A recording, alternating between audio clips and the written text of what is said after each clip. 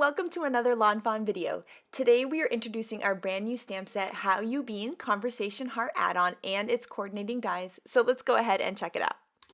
So first up we have this great pile of hearts which fits perfectly in the How You Bean jar. We have an open heart and we have a solid heart. We have some great sentiments that fit in the label for that original How You Bean jar, and then a general sentiment here with Happy Valentine's Day to my sweetheart. We also have all of the conversation heart little words. So we have be mine, you rock, awesome, text me, hey you, miss you, love you, XOXO. We have hi, thanks. We have LOL and YOLO, smile, and we have a little heart too. Now here is what it looks like when you fit those little sentiments onto the hearts, and I really like doing this. It's really fun kind of mixing and matching the sentiments. And then now I'm going to start coloring these in with my Copic markers. And I'm trying to match conversation hearts as much as possible. So I actually just Googled conversation hearts and looked at the colors and then looked at my markers and tried to pick markers that matched as closely as possible. And I realized that my trick was definitely making sure to stay towards lighter colors because I was coloring them earlier and I kind of made them too dark, which actually looks really cool too though.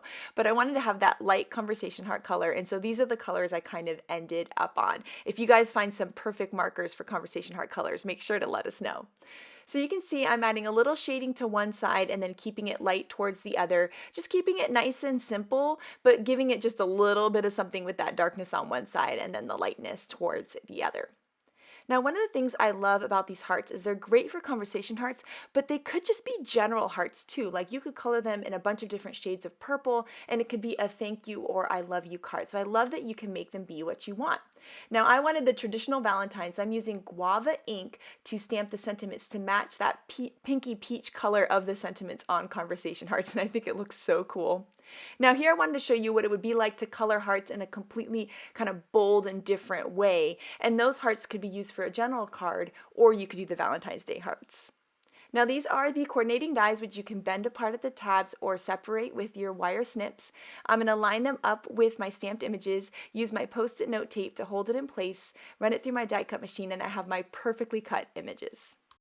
I then went ahead and stamped some more of those single hearts and colored them the same way and added my little stamp sentiments there in guava ink again so that I can go ahead and make a shaker card. So here is that original How You Bean stamp set, and you can see how perfectly those hearts fit inside.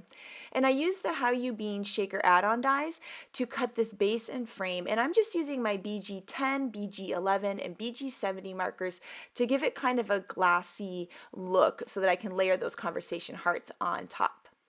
Now here is some stickit, which is a nice thin piece of adhesive. I love this stuff. So I'm going to peel off one of the layers and I'm sticking it to a piece of foam. So this is some thick fun foam. You can buy that at your local craft store. It's really cool stuff. So I'm going to put some stickit on one side and then stick it on the other, and this is going to create a custom foam sticker. So I'm going to take that shaker add-on die and layer that right on top. I'm going to run it through my die cut machine, and now I'm going to have a little foam sticker that's in the perfect shape of my jar. Here you can see I have my base, my plastic, my foam, and my frame, and we're going to be layering those all now.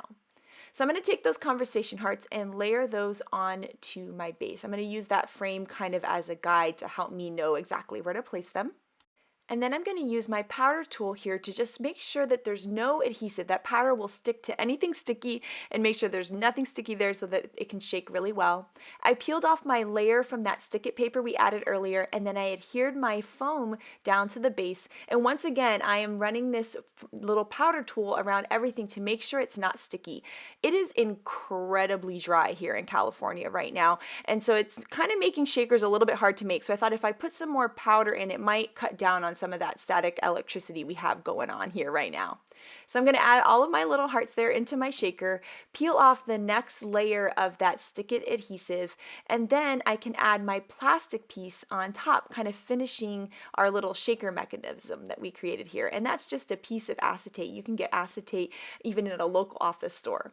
Now I'm going to add some tape to the frame here, and then I can put that frame on top, kind of decorating this little shaker, and I just love how it looks. Every time I make one of these little shakers, it just makes me so happy.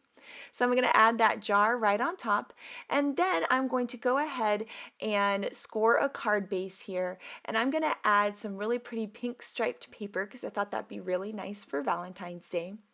And then I'm going to take a stitched rectangle here and I'm going to die cut some white cardstock and also some of the yellow paper from Watercolor Wishes, both with that same die. Now I'm going to take my little paper trimmer here and trim off that yellow piece because that's going to be the ground for my jar. Now here is one of the new Lacy Borders, and I'm going to cut that out of some Ballet Slippers cardstock.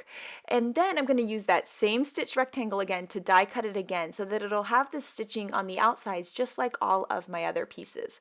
So I ran that through my cutting machine, and now I kind of think of that as being almost like a little doily that my jar is going to sit on. I'm going to stamp my Happy Valentine's Day sentiment and then use a sentiment banner here to die cut that. So I'll run that through my die cut machine and then I'll have a perfect cute little sentiment to add to my whole scene.